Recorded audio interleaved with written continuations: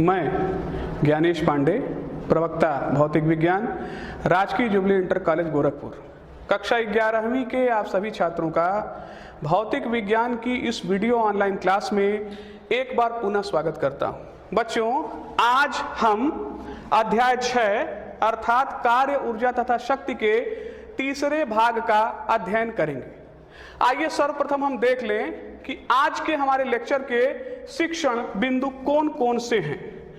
तो आप ये जान लें कि आज सर्वप्रथम हम किसी स्प्रिंग की स्थितिज ऊर्जा का अध्ययन करेंगे। इसके उपरांत ऊर्जा के विभिन्न रूप तथा ऊर्जा संरक्षण के नियम का अध्ययन किया जाएगा। इसके उपरांत हम शक्ति अर्थात पावर को परिभाषित करेंगे। इसके उपरांत हम संघट्ट अर्थात कोलिजन पर चर्चा करेंगे। तो प्यारे बच्चों, पिछला लेक्चर में हमने आपको बताया था कि स्थितिज ऊर्जा की अवधारणा क्या होती है और साथ साथ हमने यांत्रिक ऊर्जा के संरक्षण के बारे में पढ़ा था। उसी कड़ी में अब हम किसी स्प्रिंग की स्थितिज ऊर्जा का अध्ययन करेंगे। किसी आदर्श स्प्रिंग में स्प्रिंग बल Fs क्षैतिज पृष्ठ पर उसके एक सिरे से जुड़े गुटके के साम्यावस्था से विस्थापन x के समानुपाती होता है। यह विस्थापन धनात्मक अथवा ऋणात्मक हो सकता है। जरा इस चित्र में आप देखें, किसी स्प्रिंग के एक सिरे से किसी वस्तु को बांधकर उसे स्मॉल x दूरी तक क्षैतिज तल में विस्थापित किया गया है। अब इस चित्र में हुक का नियम यह कहता है कि स्प्रिंग के लिए Fs बराबर -kx के है। यहां नियतांक के स्प्रिंग नियतांक है जिसका मात्रक न्यूटन प्रति मीटर होता है। आप ये जान लें कि यदि k का मान अधिक है तो स्प्रिंग दृढ़ होगा और यदि k का मान बहुत अल्प है तो उस स्थिति में स्प्रिंग नर्म अर्थात मृदु होगा। अब यदि स्प्रिंग को बाहर की तरफ धीमी अचर चाल से खींचने पर स्प्रिंग का खिंचाव यक्ष्यम है तो स्प्रिंग बल द्वारा कृत कार्य होगा Ws बराबर इंटीग्रेशन 0 से यक्ष्यम Fs dx। पूर्व में आपको कार्य की परिभाषा बताई गई है, उसी के अनुसार इस सूत्र को लिखा गया है। और यहां पर यदि हम Fs का मान रख दें तो समीकरण हो जाता है Ws बराबर इंटीग्रेशन 0 से यक्ष्यम kx dx। इस समाकलन को अपर और लोअर लिमिट के लिए जब हल किया जाता है तो हमें समीकरण मिलता है Ws बराबर -kxm²/2। ध्यान दीजिएगा कि बाह्य खिंचाव बल द्वारा कृत कार्य धनात्मक होता है, अतः W बराबर हो गया +kxm²/2। अब यदि गुटके को इसके आरंभिक विस्थापन xi से अंतिम विस्थापन xf तक विस्थापित किया जाता है तो स्प्रिंग बल द्वारा कृत कार्य हो जाएगा Ws बराबर इंटीग्रेशन xi से xf kx dx। और जब हम इसे हल करेंगे तो हमें मिलेगा Ws बराबर kxi²/2 kxf²/2। यहां स्पष्ट हो जा रहा है कि स्प्रिंग बल द्वारा कृत कार्य केवल गुटके के आरंभिक तथा अंतिम स्थिति पर निर्भर करता है। अतः स्प्रिंग बल एक संरक्षी बल है।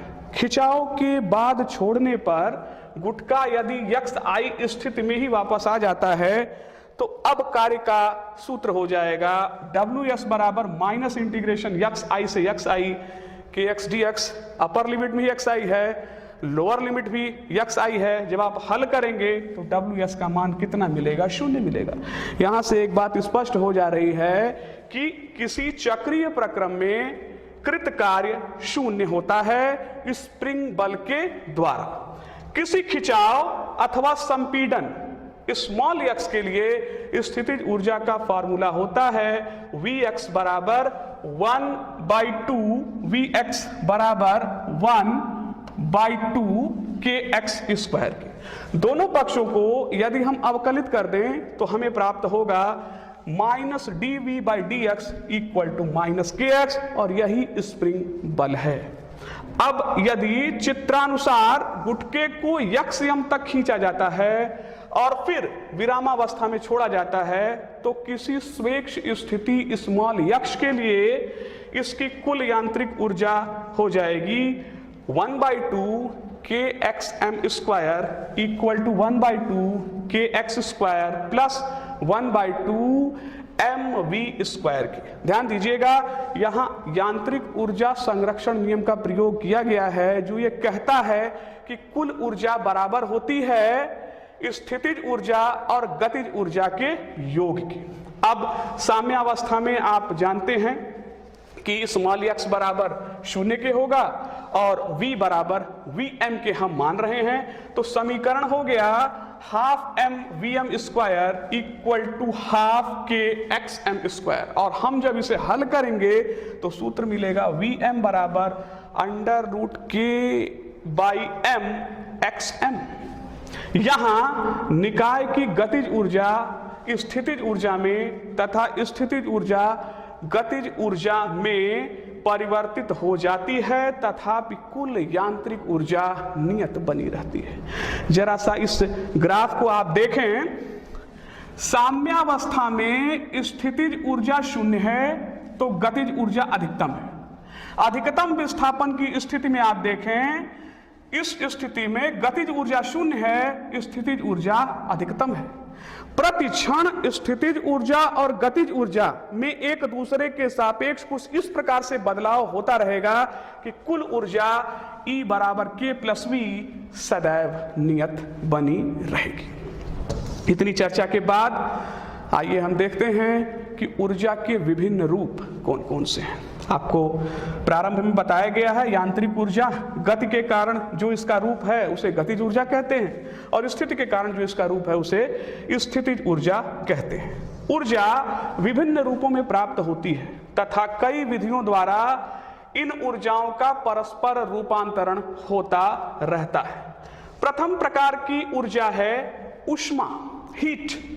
माना स्मॉल यम द्रव्यमान का गुटका रूक्ष क्षैतिज पृष्ठ पर v0 चाल से फिसलता हुआ x0 दूरी चलकर रुक जाता है। इस प्रक्रिया में घर्षण बल द्वारा किया गया कार्य क्षयित नहीं होता है, अपितु ऊष्मीय ऊर्जा के रूप में मेज और गुटके को स्थानांतरित हो जाता है, जो गुटके और मेज की आंतरिक ऊर्जा को बढ़ा देता है। शीतकाल में भी हम हथेलियों को रगड़ करके ऊष्मीय ऊर्जा उत्पन्न करते हैं। वास्तव में आंतरिक ऊर्जा प्रायः अणुओं की निरंतर यादृच्छिक गति से संबंधित है। आप यह जान लें कि 1 किलोग्राम जल 10 डिग्री सेंटीग्रेड शीतल होने पर 42,000 जूल ऊर्जा मुक्त करता है। दूसरे प्रकार की जो ऊर्जा है वो रासायनिक ऊर्जा है। रासायनिक ऊर्जा रासायनिक अभिक्रिया में भाग लेने वाले अणुओं की भिन्न भिन्न बंधन ऊर्जाओं के कारण उत्पन्न होती है। एक स्थिर रासायनिक यौगिक की ऊर्जा इसके पृथक पृथक अंशों की अपेक्षा कम होती है। रासायनिक अभिक्रिया मुख्यतः परमाणुओं की पुनः व्यवस्था है। कोयले में कार्बन होता है तथा इसके 1 किलोग्राम के दहन से 3 × 10⁷ जूल ऊर्जा मुक्त होती है। ये कुछ जानकारियां मैं आपको दे रहा हूं। इसी क्रम में आप देखें विद्युत ऊर्जा, विद्युत धारा के प्रवाह से उत्पन्न ऊर्जा को विद्युत ऊर्जा कहते हैं। इससे बल्ब उद्दीपित होते हैं, पंखे घूमते हैं तथा घंटियां बजाई जा सकती हैं। एक भारतीय शहरी परिवार औसतन 200 जूल प्रति सेकंड ऊर्जा का उपभोग करता है। द्रव्यमान ऊर्जा तुल्यता। किसी विलगित निकाय का द्रव्यमान संरक्षित रहता है। सर अल्बर्ट आइंस्टीन ने यह प्रदर्शित किया कि द्रव्यमान और ऊर्जा एक दूसरे के तुल्य होते हैं। किस सूत्र के द्वारा? तो सूत्र है E = mc²। आप ये जान लें कि यहाँ निर्वात में प्रकाश की चाल को स्मॉल c से प्रदर्शित किया जा रहा है। इसका मान 3 गुणे 10⁸ मीटर प्रति सेकंड होता है। नाभिकीय ऊर्जा क्या है, आइए इस पर बात करें। सूर्य द्वारा उत्पादित ऊर्जा में हाइड्रोजन के 4 हल्के नाभिकों के संलयन द्वारा एक हीलियम नाभिक बनता है, जिसका द्रव्यमान हाइड्रोजन के चारों नाभिकों के कुल द्रव्यमानों से कम होता है। यह द्रव्यमान अंतर डेल्टा एम, जिसे द्रव्यमान क्षति कहते हैं अर्थात मास डिफेक्ट कहते हैं, ऊर्जा डेल्टा mc² का स्रोत है। नाभिकीय विखंडन में एक भारी अस्थायी नाभिक जैसे यूरेनियम एक न्यूट्रॉन की बमबारी द्वारा हल्के नाभिकों में विभक्त हो जाता है। इस प्रक्रम में अंतिम द्रव्यमान आरंभिक द्रव्यमान से कम होता है और यह द्रव्यमान क्षति ऊर्जा में रूपांतरित हो जाती है। तो ये कुछ ऊर्जा के स्वरूप थे जिनको मैंने आपको बताने का प्रयास किया। आइए देखें ऊर्जा संरक्षण का सिद्धांत क्या कहता है। किसी विलगित निकाय की कुल ऊर्जा सदैव नियत रहती है। ऊर्जा न तो उत्पन्न की जा सकती है और न ही इसे नष्ट किया जा सकता है। ऊर्जा केवल एक रूप से दूसरे रूप में रूपांतरित हो सकती है। संपूर्ण विश्व को एक विलगित निकाय के रूप में देखा जा सकता है, अतः विश्व की कुल ऊर्जा अचर है। यदि विश्व के एक हिस्से में ऊर्जा की क्षति होती है तो दूसरे हिस्से में समान मात्रा में ऊर्जा वृद्धि होनी चाहिए ताकि कुल ऊर्जा नियत बनी रहे। ऊर्जा के विभिन्न स्वरूपों पर चर्चा करने के उपरांत अब हम शक्ति अर्थात पावर को परिभाषित करेंगे। आप ये जान लें कि शक्ति को उस समय दर से परिभाषित करते हैं जिससे कार्य किया गया अथवा ऊर्जा स्थानांतरित हुई। किसी बल की औसत शक्ति उस बल द्वारा किए गए कार्य तथा उसमें लगे समय के अनुपात से परिभाषित करते हैं। अतः P एवरेज बराबर हो जाएगा W/T के। यहाँ तत्क्षणिक शक्ति को औसत शक्ति के सीमांत मान के रूप में परिभाषित किया जाता है, जबकि समय शून्य की ओर अग्रसर हो। तो यहां से हम लिख सकते हैं कि शक्ति P बराबर dW/dt। चूंकि परिभाषा से विस्थापन dr में बल द्वारा कृत कार्य होता है, dW बराबर vector F dot vector dr। अतः तत्क्षणिक शक्ति हो जाएगा P बराबर vector F dot vector dr/dt के। ध्यान दीजिएगा, यहां पर वेक्टर dr/dt किसको प्रदर्शित कर रहा है? यह वेग को प्रदर्शित कर रहा है। अतः P बराबर हो जाएगा vector F dot vector v के। इस प्रकार से शक्ति को हम कैसे परिभाषित कर सकते हैं कि शक्ति बल वेक्टर तथा वेग वेक्टर के स्केलर गुणन के रूप में परिभाषित किया जाता है। यहाँ वेक्टर v तत्क्षणिक वेग को प्रदर्शित करता है। आप ये जान लें कि शक्ति एक अदिश राशि होता है, इसका मात्रक वाट होता है तथा इसकी बीमा द्रव्यमान में 1, लंबाई में 2 तथा समय में -3 होता है। 1 वाट बराबर होता है 1 जूल प्रति सेकंड के और 1 अश्व शक्ति बराबर होता है 746 वाट की। 100 वाट का बल्ब 10 घंटे में 1 किलोवाट घंटा विद्युत ऊर्जा खपत करता है।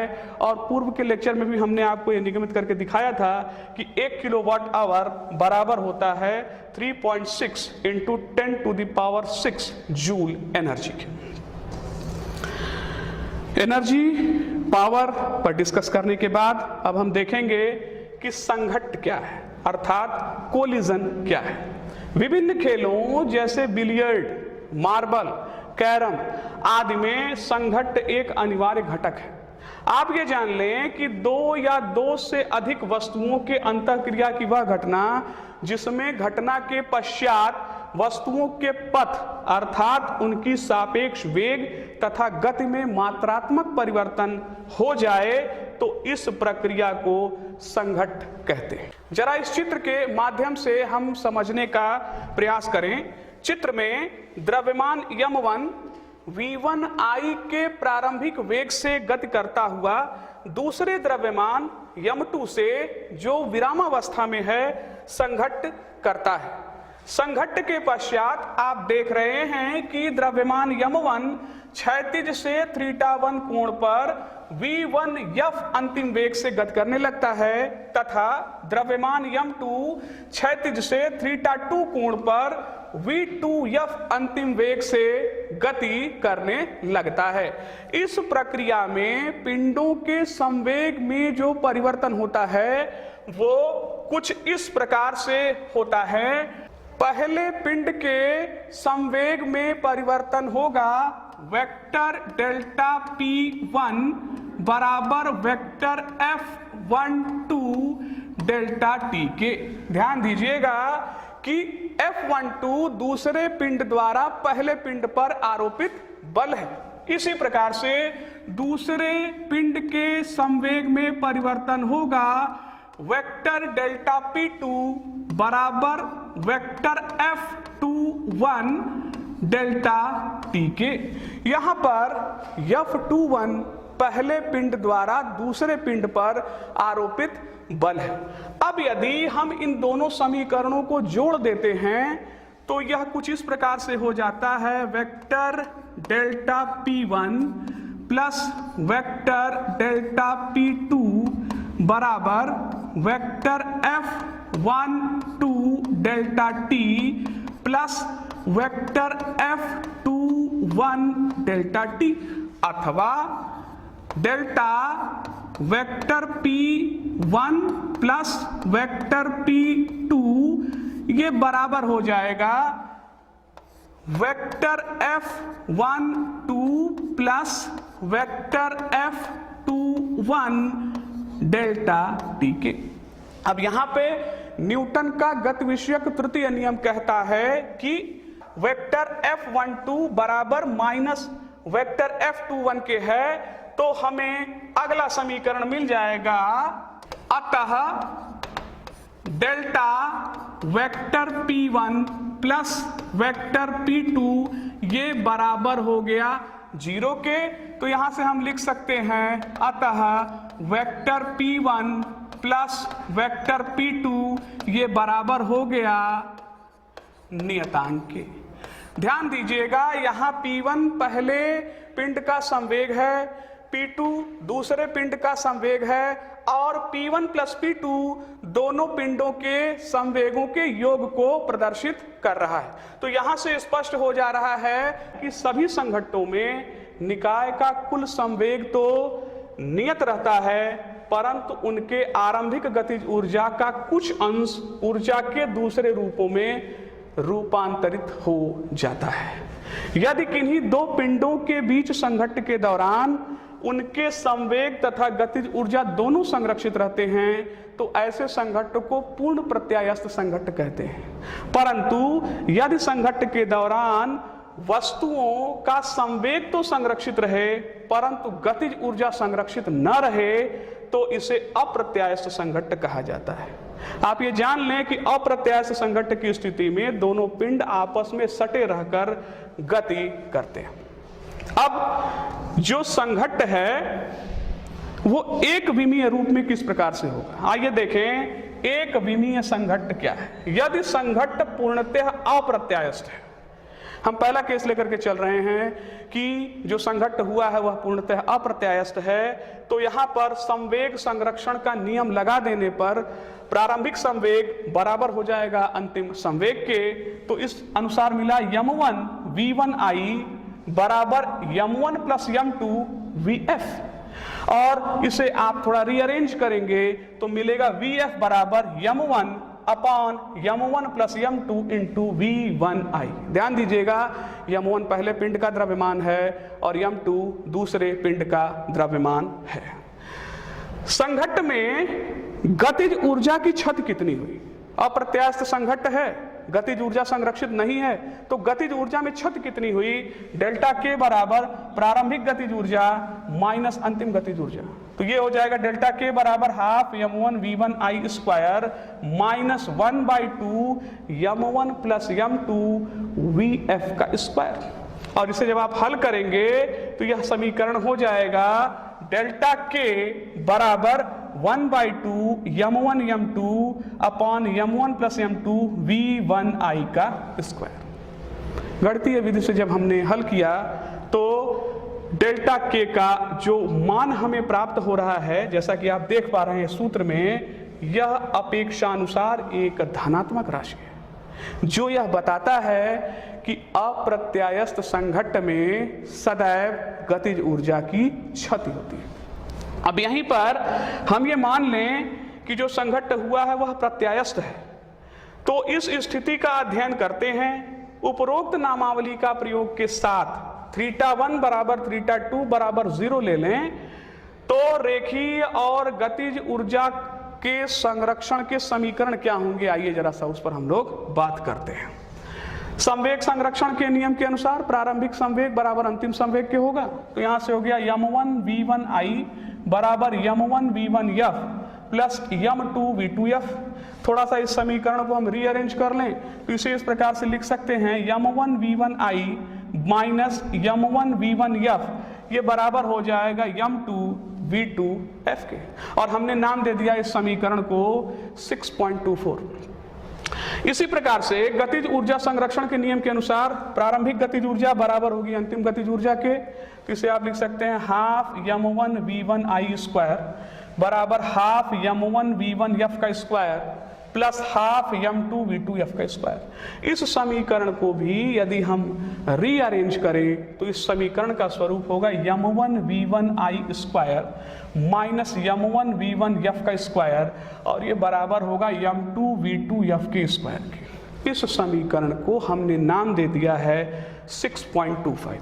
अब यहाँ पर यदि समीकरण 6.25 में समीकरण 6.24 से भाग दे दिया जाए तो बाएं पक्ष को बाएं पक्ष से और दाएं पक्ष को दाएं पक्ष से भाग देने पर मिलेगा m1 v1i square minus m1 v1f square upon m1 v1i माइनस m1 v1f equal to m2 v2f square upon m2 v2f। यहाँ पे m2 से m2 कैंसिल हो गया और हमें अगला स्टेप मिल रहा है समीकरण का m1 v1i square minus m1 v1f square equal to m1 v1i v2f minus m1 v1f v2f। अब इन समीकरणों को यदि हम हल करते जाएंगे तो अंततः हमें जो समीकरण प्राप्त हो रहा है वो है v2f बराबर v1i प्लस v1f के। इसे हमने मान लिया कि यह समीकरण 6.26 है। v2f के इस मान को यदि हम समीकरण 6.24 में प्रतिस्थापित करके हल करें तो हमें v1f का मान कुछ इस प्रकार से मिलेगा v1f बराबर m1 minus m2 upon m1 plus m2 into v1i की। और इसी प्रकार से यदि हम v1f का मान निकालें और उसे निकाल के समीकरण 6.24 में प्रतिस्थापित करें तो v2f का मान कुछ इस प्रकार से मिलेगा v2f बराबर 2m1 v1i upon m1 plus m2 के। इन समीकरणों को हमने नाम दिया है 6.27 और 6.28। इस प्रकार से आप देखें अज्ञात राशियां v1f तथा v2f ज्ञात राशियों m1 m2 तथा v1i के पदों में प्राप्त हो गई। आइए अब उपरोक्त विश्लेषण से विशेष दशाओं में रुचिकर निष्कर्ष प्राप्त करते हैं। जरा दशा एक को देखें। यदि मान लीजिए कि दोनों द्रव्यमान समान हैं अर्थात m1 बराबर m2 बराबर m के हैं तो इस स्थिति में v1f बराबर 0 मिल रहा है और v2f बराबर v1i के मिल रहा है। अर्थात प्रथम द्रव्यमान विरामावस्था में आ जाता है और संघट्ट के पश्चात दूसरा द्रव्यमान प्रथम द्रव्यमान की आरंभिक वेग प्राप्त कर लेता है। दूसरी दशा देखें। यदि एक पिंड का द्रव्यमान दूसरे पिंड के द्रव्यमान के तुलना में बहुत अधिक है अर्थात m2 ग्रेटर देन m1 के है तो m1 को नगण्य मानते हुए उपरोक्त समीकरणों से यदि हम बाहर कर दें तो इस स्थिति में हमें प्राप्त होगा v1f ये लगभग बराबर मिलेगा माइनस v1i के और v2f ये 0 के बराबर प्राप्त होगा। तो हम निष्कर्ष निकाल पा रहे हैं कि इस स्थिति में भारी द्रव्यमान स्थिर रहता है जबकि हल्के द्रव्यमान का वेग उत्क्रमित हो जाता है। ये तो हमने बात किया एक विमीय संघट्ट का। आइए अब जरा सा द्विविमीय संघट्ट पर हम लोग विचार करते हैं। द्विविमीय संघट्ट किसी समतल में होगा। एक विमीय संघट्ट की जो हमने बात किया था वो एक सरल रेखा में संघट्ट की हमने बात की थी। अब हम द्विविमीय संघट्ट पर जरा चर्चा करें। चित्र में स्थिर द्रव्यमान m2 से गतिमान द्रव्यमान m1 का संघट्ट का चित्रण किया गया है। पूर्व में चित्र का जो हमने इस्तेमाल किया था उसी का हम यहाँ भी प्रयोग कर रहे हैं। इस प्रकार के संघट्ट में रेखीय संवेग संरक्षित रहता है। चूंकि संवेग एक सदिश राशि है अतः यह तीन दिशाओं x, y, z के लिए तीन समीकरण प्रदर्शित करता है। संघट्ट के पश्चात m1 तथा m2 के अंतिम वेग की दिशाओं के आधार पर समतल का निर्धारण कीजिए और मान लीजिए कि यह x, y समतल है। रेखीय संवेग के z घटक का संरक्षण यह दर्शाता है कि संपूर्ण संघट्ट x, y समतल में है। x घटक और y घटक के समीकरण निम्नलिखित रूप से प्राप्त होंगे। जो पूर्व का चित्र आपको प्रदर्शित किया गया था उस चित्र को यदि आप ध्यान से देखें तो इस चित्र में V1F को दो घटकों में वियोजित किया जा सकता है और V2F को दो घटकों में वियोजित किया जा सकता है। यदि हम इसके x घटक तथा y घटक को पृथक रूप से लिखने का प्रयास करते हैं तो हमें उस स्थिति में समीकरण का स्वरूप कुछ इस प्रकार से प्राप्त हो जाता है। m1v1i बराबर m1v1f cos θ1 plus m2v2f cos θ2। इसे हमने समीकरण 6.29 माना और जो दूसरा समीकरण मिलेगा वो y अक्ष के अनुदिश हम उसकी बात कर रहे हैं जिस दिशा में कोई गति नहीं हो रही है, इसलिए शून्य प्रारंभिक जो वेग है वो शून्य है। तो शून्य बराबर हो गया m1v1f sin θ1 minus m2v2f sin θ2। इसे हमने समीकरण 6.30 के रूप में लिखा हुआ है। अब यहाँ पर आप देखें अधिकतर स्थितियों में यह माना जाता है कि m1, m2, v1i ज्ञात है, अतः संघट्ट के पश्चात हमें चार अज्ञात राशियां v1f, v2f, θ1 और θ2 प्राप्त होती हैं, जबकि हमारे पास मात्र दो ही समीकरण हैं। यहाँ पर यदि θ1 बराबर θ2 बराबर 0 मान लिया जाए तो हम पुनः एक विमीय संघट्ट के लिए समीकरण 6.24 प्राप्त कर लेते हैं। और अब यदि संघट्ट प्रत्यायस्थ है तो हमें समीकरण मिल जाएगा half m1v1i square equal to half m1v1f square plus half m2v2f के स्क्वायर के। अब ये तीन समीकरण हमारे पास हुए और अभी भी हमारे पास जो अज्ञात राशियां हैं वो कितनी हैं? 4 है। अब उन चारों में से हम ये मान के चलेंगे कि किसी एक का मान हमें ज्ञात है तभी इन समीकरणों को हम हल कर पाएंगे। तो हम ये मान के चल रहे हैं कि θ1 हमें पहले से ज्ञात है और अगर इस एजम्पशन पर हम चल रहे हैं तो अब हम ज्ञात राशियों m1, m2, v1i तथा θ1 मालूम होने पर अज्ञात राशियां प्राप्त कर सकते हैं और वो कौन कौन सी होंगी? v1f, v2f तथा θ2। इस प्रकार से द्विविमीय संघट्ट को हम हल कर पाते हैं।